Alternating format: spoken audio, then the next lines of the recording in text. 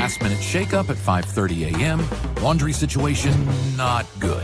And when your focus is on helping your clients, it's easy to forget about yourself. But NASM knows trainers. Morning, Ryan. It's okay. And staying in front of the day isn't always as Thanks, simple as 1, 2, 3. So when the unexpected has you pressing pause, What's the latest on creatine? I'm going to get back to you on that. let NASM 1 help you press play. Visit NASM.org to sign up for a membership today.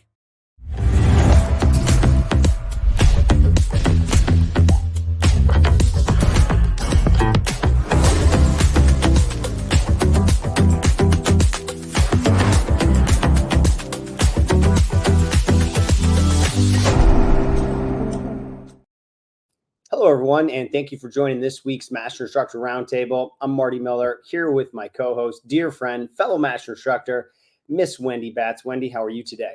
I am great, Marty. How are you? I'm doing good. I'm looking forward to today's topic because, to me, we're kind of in a juxtaposition with what's going on in the industry.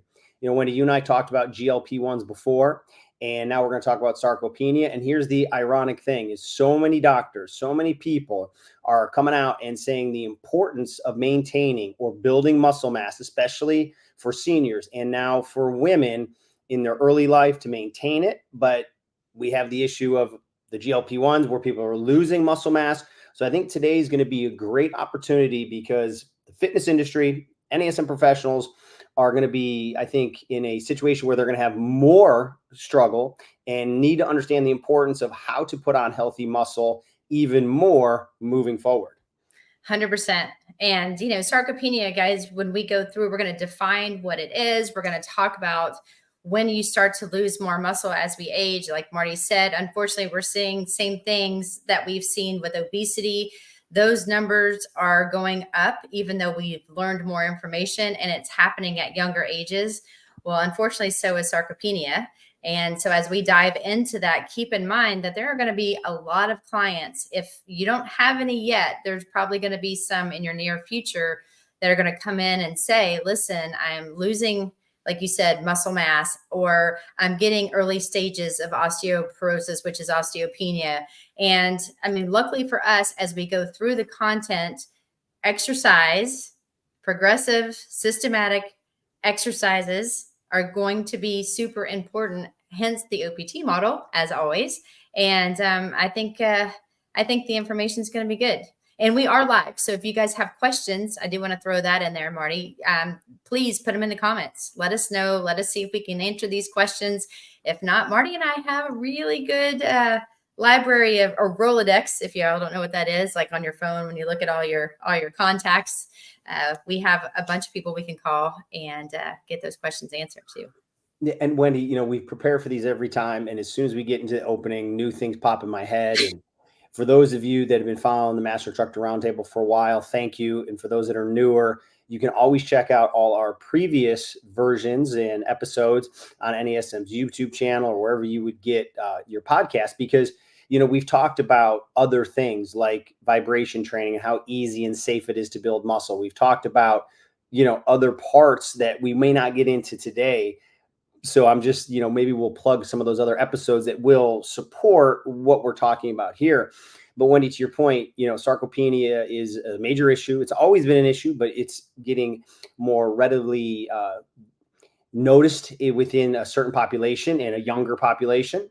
And, you know, the image on the right just kind of shows you, you know, somebody that's in their 30s before it truly starts. It could have started already for that individual, but you can see from, let's assume that this person was fairly active. They've got the majority of that image there is muscle, and there's some adipose tissue. But look at 55 years, in 20 years, how much they're starting to lose. And then at 85 years, it's a massive decrease. And, you know, Wendy, we both have parents that are older. We both have been in this industry forever. And one of the things for healthy aging, and they always say, you know, use it or lose it, stay active. But it's the people who weren't afraid to cross train, right? Because Wendy, when you and I got in this industry, it was harder, not hard, you know, impossible to get maybe women to lift weights because they thought they were going to get too bulky. You know, so that's changed, luckily. But it's just, you got to be consistent with it, and you've got to do it throughout your entire lifespan. And another one we've talked about is health span versus lifespan. And that's going to play in very critically to the point that if you want a longer lifespan and to be healthy, you're going to need muscle to do the daily activities, to prevent injury, prevent falls, and prevent some of these other catastrophic issues. Well, and I think it's important that you're going to have this happen. This actually was a conversation that I had with a lady that's like my second mom, and she just turned 70. And she's like, Wendy, I am starting to get this muffin top, and she's super active, walks every day. You would never, she doesn't look her age. She looks phenomenal. So I would love to say, her and I were same bloodline, because if I could age like that, it would be amazing. But the one thing that she always mentions is how much harder it is to lose body fat, to fit into her clothes. And she's not eating anything different. She eats super clean. And she's like, I've seen such a big difference. It was so much easier in my 30s. And then when I hit 50s, it got a little bit harder. And she's like, now I just feel like a completely different person. And I don't know what to do. And I don't know why this is happening. And so that was another trigger for this type of episode, because you're going to get those comments. And unfortunately, if you haven't gone into the different changes, you're going to notice that what we could do in our 20s and 30s, I mean, I could eat healthy and clean for 2 weeks and run and do things really hard, hit my goal. And it took no time. Now I can do that for 2 or 3 months or even 75 days and still not hit some of the goals, even though I'm doing things in a completely different fashion than what I would normally do. So. Yeah. And Wendy, I've hit a milestone before you. I'm 51 and 10/12 now, going into November, I'll be 52, and I feel great. But I think part of it is the sooner you can be involved in these things and make it part of your lifestyle, right? I've never not worked out since 16 years old. And, since I was so lucky to be introduced to NASM in the early 2000s, following an evidence-based model, understanding how to exercise safely and undulating my programs, preventing some silly injuries that I didn't need to put my body through, I still feel very good. But do I realize that, my correctives are even more important? Do I realize my recovery is even more important? Yes. Right. But what we do in our 30s and 40s and 50s and even sooner is really going to set us up for that 60s, 70s, and 80s. But there's so much research that shows that people who've never done it in their 80s can still see great effects. So wherever you are in your journey, wherever your clients are in their journey, that's okay. Today's the day to start, but understanding that building muscle is critical. Yes. And those of you guys that have not seen this yet, NASM they always provide a lot of amazing evidence reviews. And if you look on, it was on NASM libraries, right, Marty, where you found this. If you go to the NASM.org and look under libraries, you're going to see this guide. And it is a 34-page guide. And we're going to give you kind of the clip notes today on the podcast, but you want to make sure that you check this out because it goes into so much great detail. We all know Dr. Scott Cheatham. He has been a critical part in a lot of our corrective exercise content, as well as been on multiple podcasts that we've shared. He has been the lead person going through this review. And there's a lot of really great content in this one particular review on sarcopenia, but there's also so many other resources that if you haven't had a chance to check it out, you should. Right. Yeah. Just continue to read, put it in your schedule, find something new each and every day. But there's a huge opportunity within your business to really understand sarcopenia and reach out to the network around you, because there are a lot of doctors that are facing those clients coming in each and every day, and they don't maybe necessarily know where to send them. So of course, we're always going to tie it back to the OPT model. So we'll go through that. But Wendy, I'll cover this real quick here. So we've covered some of this already, but you can see the research here. So sarcopenia, or age-related muscle loss, is a condition that results from adverse muscle changes that accumulate over time, right? So that use it or lose it. Researchers have estimated that the prevalence of sarcopenia among adults 60 years or older worldwide is now between 10 and 27%. And now that was done in 2022, and that was before all these GLP-1s. So you're going to see a massive increase because we know GLP-1s are here to stay. We know they have their benefits, and that's your Wegovy's and all that, if you're not familiar with the GLP-1. But I've heard that over 35% of the population will be on them by 2030. So let's add to whatever number this 10 to 27% is. Let's round up. So we have another issue coming our way. And then among individuals diagnosed with sarcopenia, 2 to 9% of those individuals are now classified as having severe right? So that's, a major issue. And then the annual sarcopenia related costs in the US alone, and now this is back in 2000, were 18.5 billion, right? So it's crazy. I know. And we keep talking about these different GLP-1s. Also in that library, there is a big review that is about what those do to your body over time, the purpose of why people are taking them. There are a lot of health benefits for people, especially diabetics, that are taking some of this. However, there are a lot of people that are taking it specifically for weight loss, and that's where bone density becomes a factor as well as muscle. And so it is very important that you start to make sure that you're well educated. And we want to then at that point go through and use your best judgment. Again, the model is going to tell you everything, but we want to make sure that when somebody says, I just got diagnosed with sarcopenia, that you can, with confidence, be able to know exactly what that means and why it happens. Exactly. And this is not just a female issue. This is an aging issue. And, so you might have a propensity for females, but this is definitely affecting the male population as well. Mm-hmm. All right, so I'll go ahead and take this one. In typical aging individuals, lean muscle mass declines approximately, unfortunately, 3 to 8% each decade after 30 years, and faster after 60 years, with up to 15% muscle loss per decade after 70. That is super scary, super scary. And every time I read that more than once, like, did I really understand that correctly? Crazy. And it's multifactorial. As you said, there's a ton of reasons why this can happen. And it's resulting in more severe accelerated loss of muscle mass. Of course, along with muscle mass is a decrease in muscle strength, which will then become a decrease in performance. And as we know, stability and balance. And this we're seeing more and more, unfortunately, with inactive individuals. However, this, unfortunately, with those statistics, is going to happen to everyone.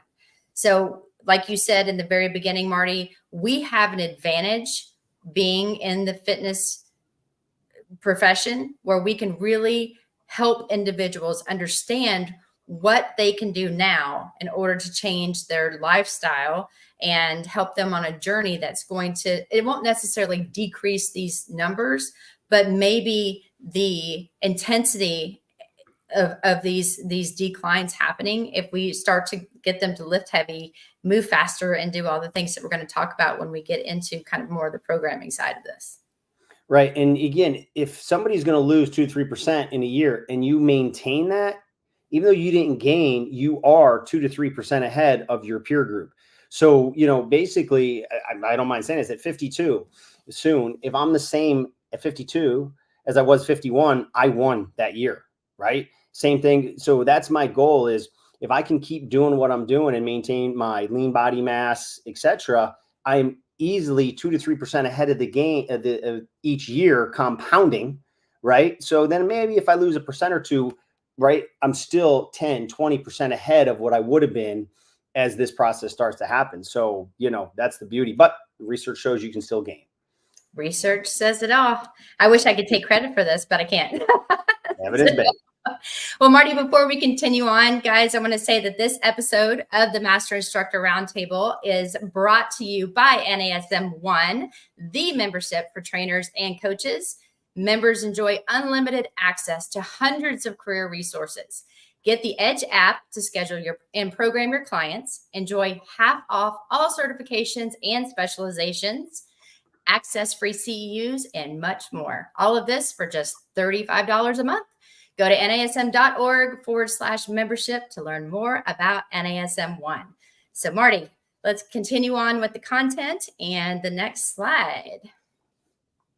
So here's like some of the risk factors. We've kind of talked about it, and shockingly, this is going to be the same risk factors for a lot of the other things that we deal with. What do you know? There's consistency there.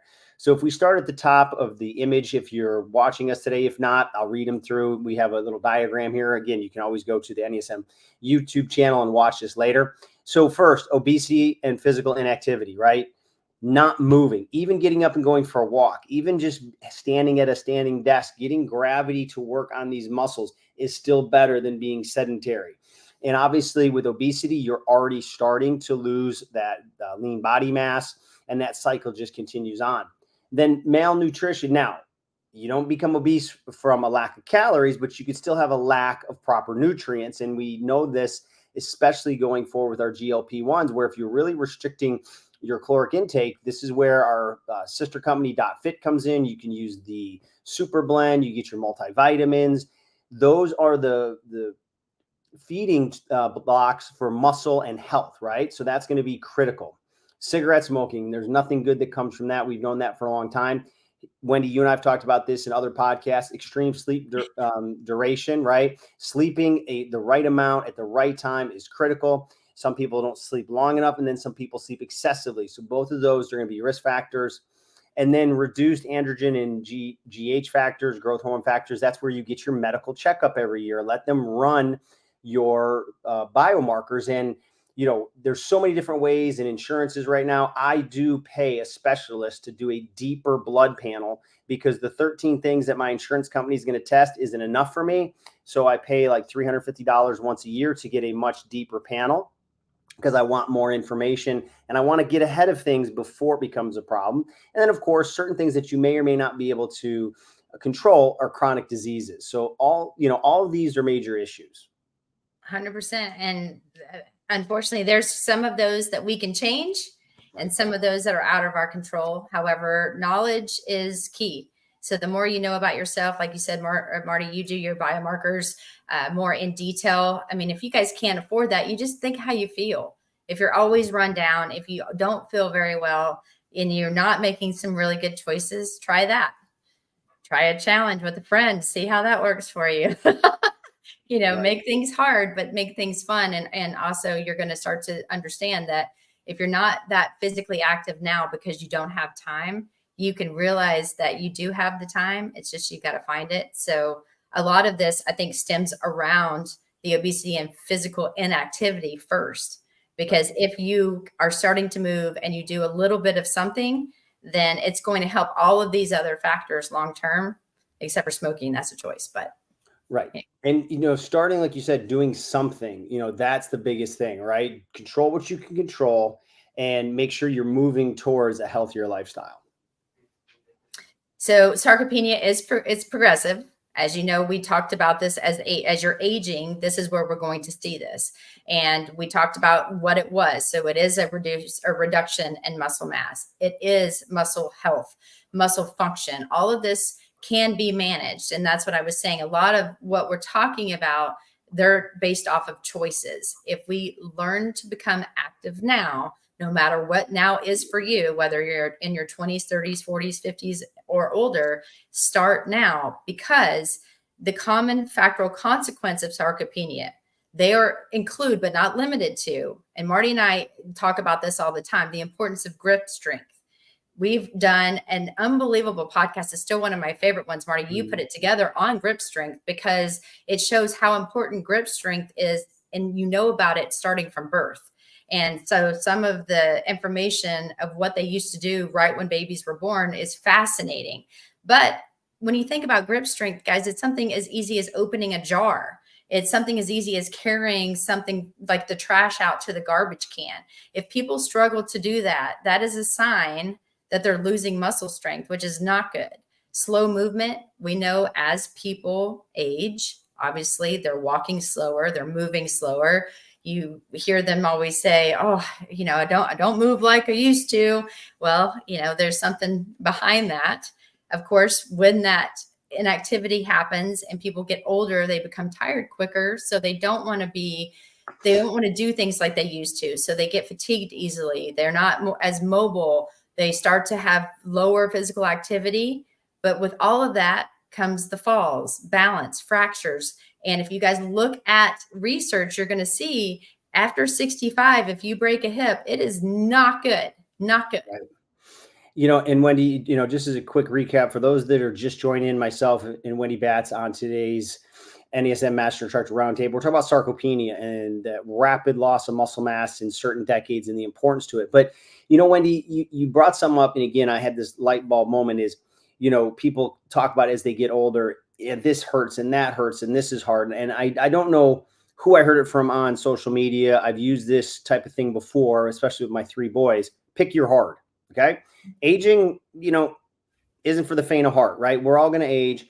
Father Time's undefeated, but I'm going to kick his butt all the way out as far as I can, right? And I'm going to get up. I'm going to do what I need to do. And yeah, there's days that I may not want to do it, but the sooner I accept that I have to do it, and the sooner I do it, hopefully I won't have as much discomfort or pain, et cetera, et cetera. But you're going to have some type of discomfort if you're not doing anything. And sometimes you have a little discomfort pushing through. So I'd rather push through and try to control my destiny and pick that version of hard than pick the hard of letting my body wither away and then maybe trying to muster some energy to do it. Now, hey, I've worked with so many people that have been in that situation. I love those type of clients because it gives me that excitement to see their life change. But let's just accept it that we're going to have to pick a hard. But if you follow the NASM OPT model, hard doesn't have to be hurtful. Hard doesn't have to be, painful. That hard might just be consistency and finding it in your schedule. I can so speak pick your to that. hard, Wendy. Well, trust me, I know how hard things can be, but fitting it in is always important. Right. And we're going to go through this slide pretty fast because a lot of this is review. But guys, researchers have not agreed upon a definite cause of sarcopenia. What is it from, Marty? Is it genetics? Is it bone loss? Is it movement? I mean, who knows? However, there are different conditions or changes that have been theorized to explain the decline in muscle strength, the quality, the quantity, and the performance. A lot of that is just getting older and the fact that we are losing muscle mass as we get older. It's just part of life. So they suspect that there's an age-related decline in anabolic hormones, which is an increase in inflammatory markers and age-related mitochondrial dysfunction.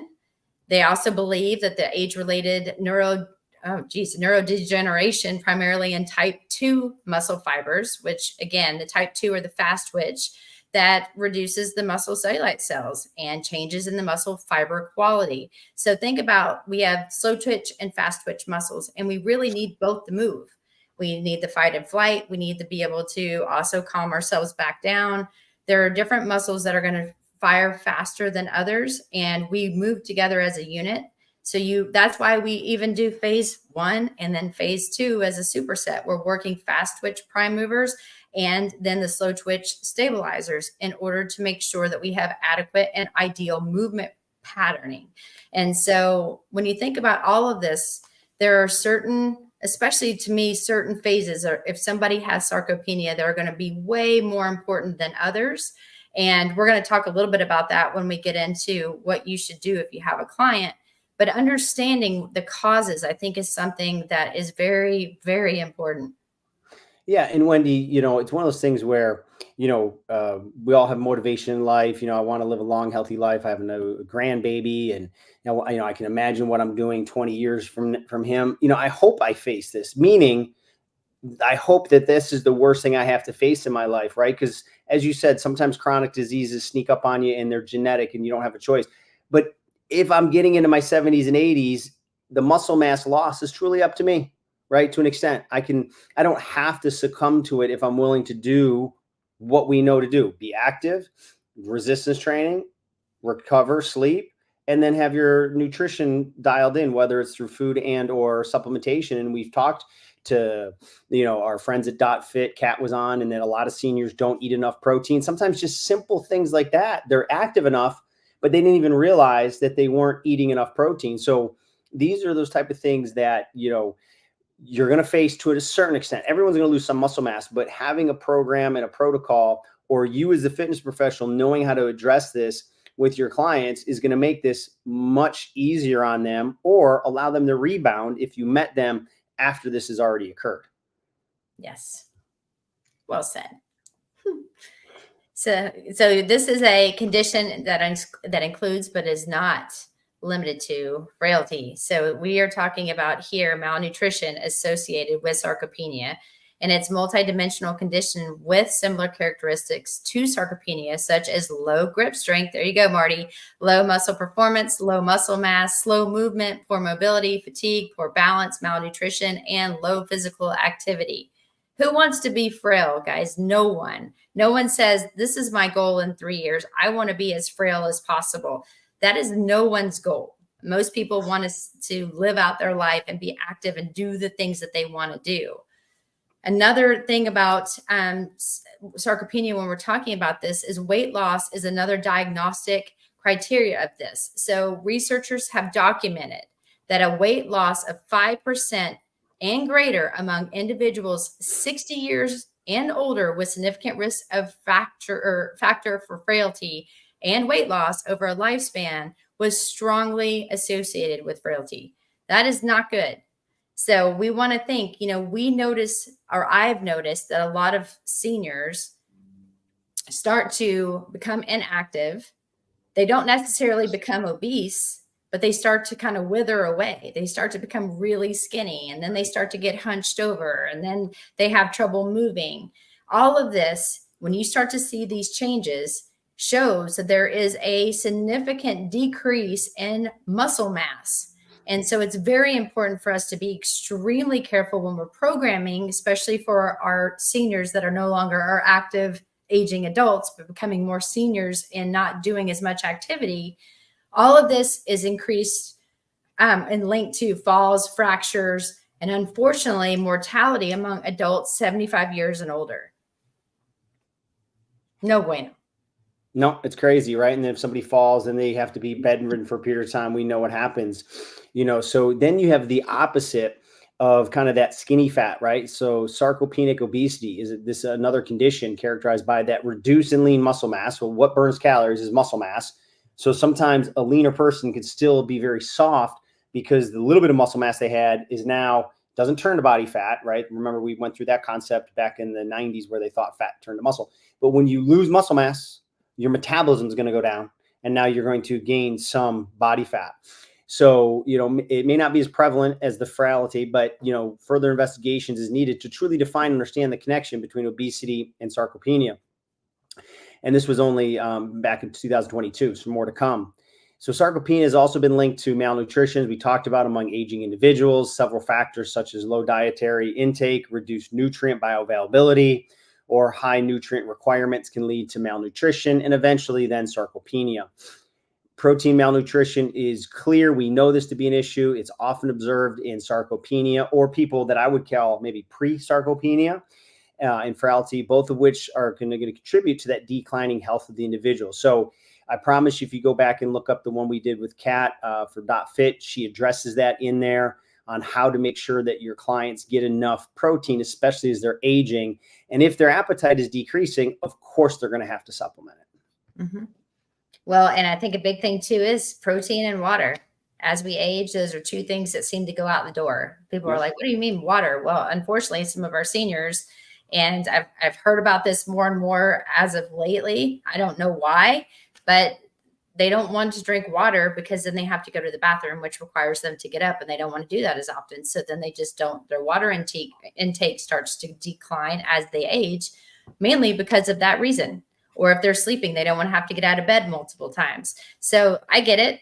Nobody wants to get up in the middle of the night. Nobody wants to have to do any of that. However, water and protein, two major things that need to happen as we age, if not increase. Right.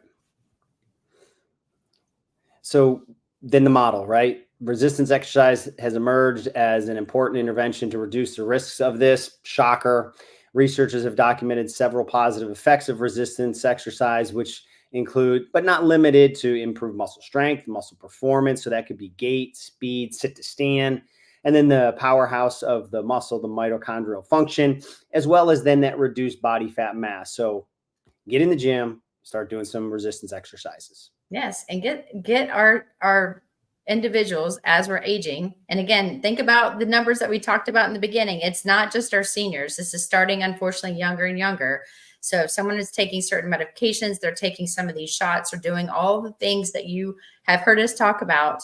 If this client is one of those particular clients, the assessment obviously is going to be the most important thing on how they're moving, but just get them through the model safely. But when they get to the optional phase of phase 3, I definitely wouldn't leave that out. I couldn't agree more.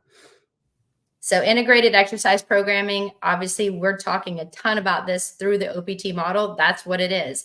We do integrated training. We integrate within the programming. We integrate between the phases. And so I think it's really important when we're looking through designing programs, and you'll see this on the slide, that integration and changing it up is going to actually help someone move better, perform better, and feel better. So this is going to be highly recommended to combat some of those negative consequences of sarcopenia that we've been discussing. Obviously, balance is a key component in our programming. That's why it's even on the template. It is listed under there. We've got our activation or core, we've got balance, and then we have plyo. That is our extended warm-up. We do that so we can work on mobility first. We work on activating weaker muscles. We work on balance to ensure how to stand, how to handle life, and to prevent falls. You can see that's huge. And then, of course, as our adults are starting to age, we also want to think about what we can do to change it up. We need to make sure that they're doing cardio. We need to make sure that they're doing different exercises. But don't be scared because of someone's age. Age is just a number. And as soon as someone says, I'm in my 70s, they're like, oh, we can't do that because she's in her 70s. However, I have a 72-year-old that can outrun me if she wanted to today. I mean, she's in incredible shape. So don't look at someone's age, look at their movement, look at their medicines, and then determine based on all the information you have of designing a program that fits within the model, be smart within your programming, and they'll feel better, and you're going to be way more successful with this client. Yeah, and a shameless plug, if you like this information, Wendy and I are building out the rest of the year's podcast, and we've got some awesome content, but we've also got some of our NASM pro discount partners, and we're going to talk about some modalities that are very inexpensive and they can be used in this exact environment to make it even a more fun environment that these seniors want to train in and get the benefits of everything we've talked about. So you guys are just gonna have to keep tuning in and see what we got coming up. Well, hopefully they tune in every week. Well, if they don't, I don't understand. That's just me. If not, y'all are missing out for sure. No doubt.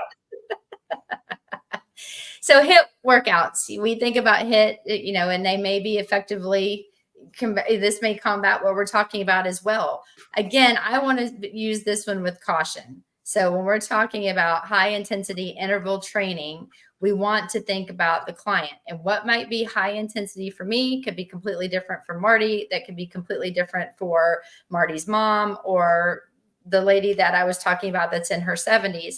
We want to think about what we can do to increase muscle strength, but we also want to think about doing things in faster paces. We're trying to make sure that they're moving faster. We're challenging their heart. We're challenging the lungs. We're challenging the muscles, because if somebody can do this, they're going to be able to safely participate in more activities of daily living and be able to live longer and truly live longer, not because of their age and how long that they're alive, but actually be able to live a healthy lifestyle longer. Yeah. And Wendy, I'm so glad we're live. We've got a couple of great comments in here from, I love the name Boomer in the Trees, 64 years old, doesn't want to be frail. And now I understand why he's got that title. He's turning 64 at midnight. So happy birthday. I love that. Tomorrow. Happy birthday. And he climbs and cuts trees for a living. And he just got his NASM today. I mean, what a trifecta. So good for you. But, here's a guy, I'm assuming here that, has done this type of activity for a living, and he can still do it at 64 because he did it a different way. He was active in climbing and carrying things his whole life. And that's exactly what we need to do, because so many people don't have that type of work and that job. We need to implement that type of resistance in a safe, effective manner. So that's awesome. Yes. And thank you for tuning in, and happy birthday. I would sing to y'all, but that's dangerous. So I won't do that. We want them that coming back, Wendy. I've singing. heard you sing. Let's dance is a different thing. You could, but I'll dance all day. Just don't make me sing. How about that? Hey, I'll give you the plug where it's deserved. Well, our key takeaways is, if you have not gotten the chance to read the evidence-based review, you want to check it out. And I think you're going to get a lot of great information. Once again, that can be found in the NASM.org under libraries. There's a ton of phenomenal literature that's in there. So just go in, choose your subject, be sure to get a chance to look into that if you have not done so. shockingly enough, NASM and the OPT model, those should be your two best friends. If you want to make it in this career and you're new to the industry, then use the model. We've done the research. It's a plug and play. Just in the beginning, put in the exercises that best fit each phase of training. Be smart. Make sure that the client is properly lined up and moving in a tempo that's correct. And then at that point, move them up and progress them through the phases of training that make sense. But just realize when you're hitting sarcopenia, we really want to try to increase muscle mass. So I really think that phases 1, 2, and 3 are going to be crucial for this population. However, you want to ensure that the quality of their movement before you move them into a different phase is as ideal as possible. No one will be perfect, but you want to make sure you get them there safely, effectively, and efficiently. And you hopefully will start to see some really great results with these clients. Yeah. And it's a great population to work with, because as they start to get stronger and can perform better, I mean, that's exciting. And you can see the change in their attitude, their change in their outlook on life. And then when you start to bring things back in for them, like maybe they can pick up their grandchild now or feel safer doing things, that is such a reward. So we've both worked with professional athletes and that has its reward, but I can remember so many clients that fit in this category that I probably have fonder memories of achieving milestones with than anybody else. 100%. So if you guys have questions and want to contact myself, you can always find me at wendy.batts@nasm.org, or you can find me on Instagram at wendy.batts13. And my information's right here. Instagram is dr.martymiller72. And my email is marty.miller@nasm.org. So Wendy, great conversation, great topic. I always love hearing, where you're coming from on these different topics. And thank you for joining us live. And most importantly, do not hesitate to reach out. We did have somebody reach out to us. We put together a couple podcasts on that'll be coming up in the near future. So we do listen. But most importantly, thank you for joining today. And we hope to see you again next week.